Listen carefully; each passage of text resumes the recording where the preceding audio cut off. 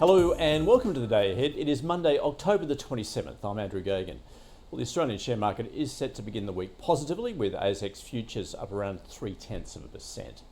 This follows a strong session on global markets on Friday, with European shares closing at a record high, boosted by cooler US inflation data. The CPI report supported the case for further interest rate cuts in the US, which also lifted all three majors on Wall Street to all-time closing highs, with upbeat corporate earnings adding to investor enthusiasm. The S&P 500 and Nasdaq recording their largest weekly percentage gains since August, while the blue chip Dow also lodging its best week since June.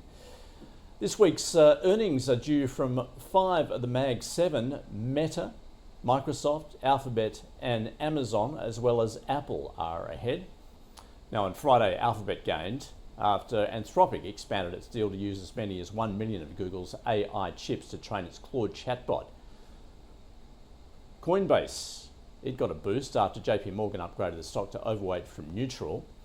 Decker's Outdoor forecast full-year sales below estimates, sending the shares of the sneakers maker down substantially. And Ford jumped after beating third quarter profit expectations. General Dynamics also surpassing estimates.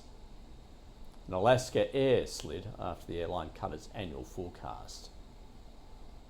Well, US consumer prices increased slightly less than expected in September, up 0.3%, as a 4.1% surge in the cost of petrol was partially offset by a sharp moderation in rents, keeping the Federal Reserve on track to cut interest rates again this week. In the 12 months through to September, inflation rose 3%, excluding the volatile food and energy components. Core CPI gained 0.2% for the month. Chinese and US economic officials have come up with a framework for a trade deal ahead of the meeting between President Trump and President Xi later this week. US Treasury Secretary Scott Bessent said talks on the sidelines of the ASEAN summit in Kuala Lumpur had eliminated the threat of Trump's 100% tariffs on Chinese imports due to take effect next month. He said he also expects China to delay the implementation of its rare earth minerals and magnets licensing regime by a year while the policy is reconsidered. Well, US Treasury yields were little changed on Friday. The 10-year turned lower after the CPI data, but was last at about 4%. The 2-year was around 3.48%. The US dollar was also little changed. The Aussie dollar has climbed to 65.4 US cents. Oil prices were slightly weaker on Friday as doubts about the Trump administration's commitment to sanctions on Russia's two biggest oil companies remained. Brent crude futures at $66 a barrel.